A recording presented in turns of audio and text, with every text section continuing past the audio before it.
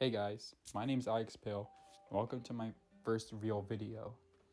Today, I wanted to share with you guys some tips for playing Breaking Wheel, and especially playing Breaking Wheel on mobile. My reason for doing this is I feel like a lot of people in the Identity V community perceive him as this PC-only hunter, or this hunter who's incredibly hard to learn, but that could not be further from the truth. Breaking Wheel is an incredibly easy hunter that I guarantee you anyone can pick up and get easy wins in rank. I picked him up about 3 or 4 seasons ago, and every time in rank, I always push into Mana Core.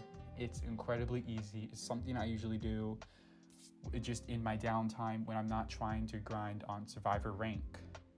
So just take these tips with a grain of salt. If you don't like him, you don't like them, I understand, but here are my general tips for playing Breaking Wheel.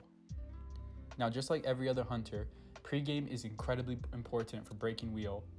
Having the perfect trait and perfect build for him makes it the difference between a loss and a win. Personally, I recommend a simple 39. I'll go ahead and flash up my build on screen, and I recommend this if you're just looking for an easy one. But I highly recommend 39 because, first of all, 9 is incredibly important. Because of 9, you can go into wheel form, spike someone, hit them, go back into wheel form, spike them again, and then come out of it, snap, get the easy down. Because sometimes you have to do that if someone's camping a window, you don't have that option to get that double spike in. Because of 9, it can completely change your game. I highly recommend whatever build you have for him, bring 9. Now, 3 is a tricky one. A lot of Breaking Wheel mains bring 3 because they bring Blink with it, but we'll get to that later. You could also bring 12, but I don't recommend that one as much because it's just 3 overall is just a lot better because it gives you more options. You could switch to excitement if you have to, peepers, you can switch to abnormal. And on the other hand, you could do detention, which is 6. While you could, Breaking Wheel isn't necessarily that type of hunter that needs it because of the fact that you can spike your enemies, and that basically works as your detention. So 3 in this case, because of the variety it gives you, go with that one.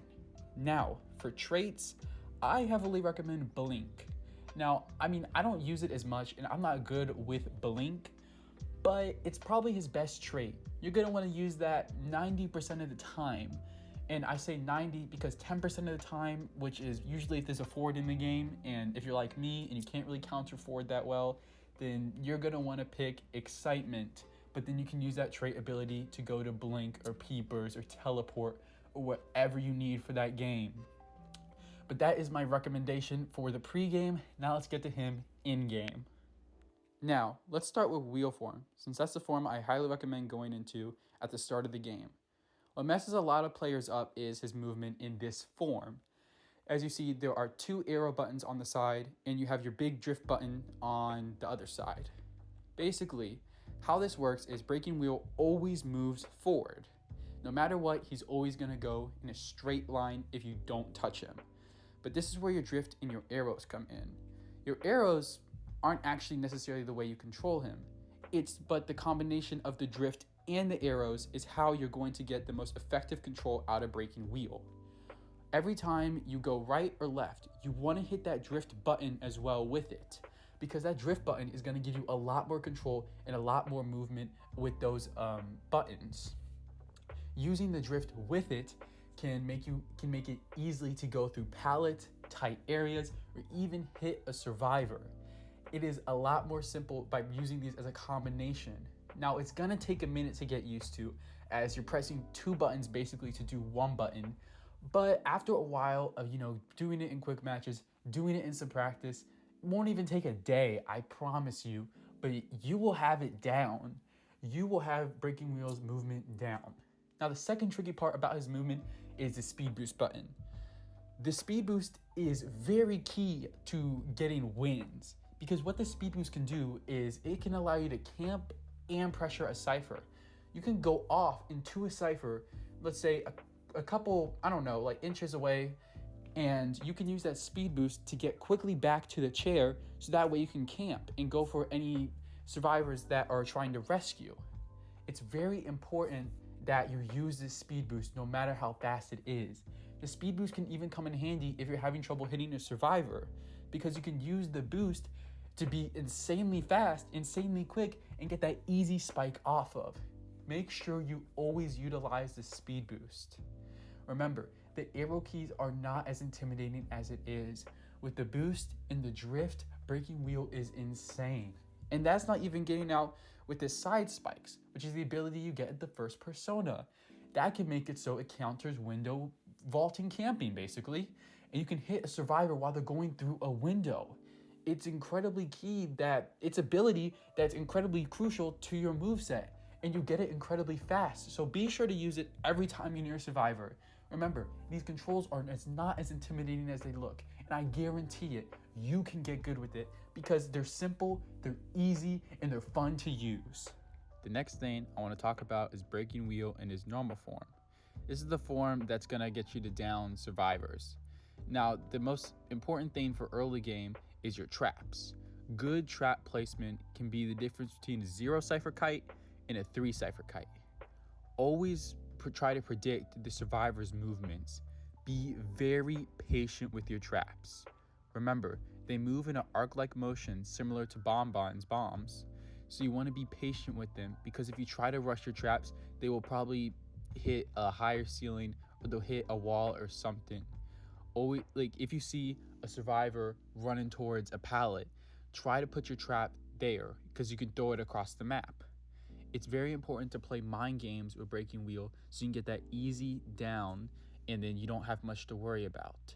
Another thing you can take into consideration is that first persona, you'll get his snap. The snap is very crucial because you can knock down survivors who are spiked from a distance away, but always be patient with that snap, because there have been plenty of times where I've missed that snap because I was just trying to rush it. I was trying to get that survivor down and I didn't take my time and I was out of range towards them. So always be patient with breaking wheel. Never try to rush it, because I guarantee you will knock them down fast. And with breaking wheel, you can get easy downs before a single cipher has been popped. Another thing I wanted to bring up is just some little quirks that are unique to breaking wheel. Remember, breaking wheel has insanely fast speed, meaning that you don't have to go for the first survivor you find. The first survivor you see is a mercenary, a ford, a gravekeeper, and you just don't want to deal with them. You don't have to. Sure, it can be risky, but you can find a brand new survivor at a brand new cipher fairly quickly. That's the beauty of breaking wheel. You kind of get a little sense of choice at the beginning of the game. Other things you have to remember is his number one weakness is windows. Windows counter him harder than anything else in this game. So always be patient with the windows. If you're just messing up, you can't hit them, they keep vaulting, just try something different. Come out of wheel form, try switching targets, go for a speed boost. You don't have to stick to the same old, because they will continue to vault that window and you'll lose the game. And remember, last thing, keep trying. So what, you lose a game? Who cares? You can easily come back and win another game just right after. I promise you, if you keep up the work, you can become an amazing breaking wheel player. Now that all the general things are out of the way, I wanted to leave a special message for all of the mobile players.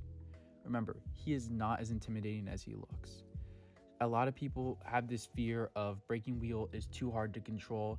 He's too difficult on mobile. You gotta be on PC, but I promise you, he is not difficult at all on mobile.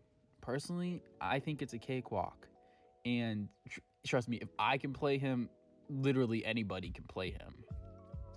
You know, he's like one of the best top tier characters, I believe, to learn, because Sculptor gets banned too much.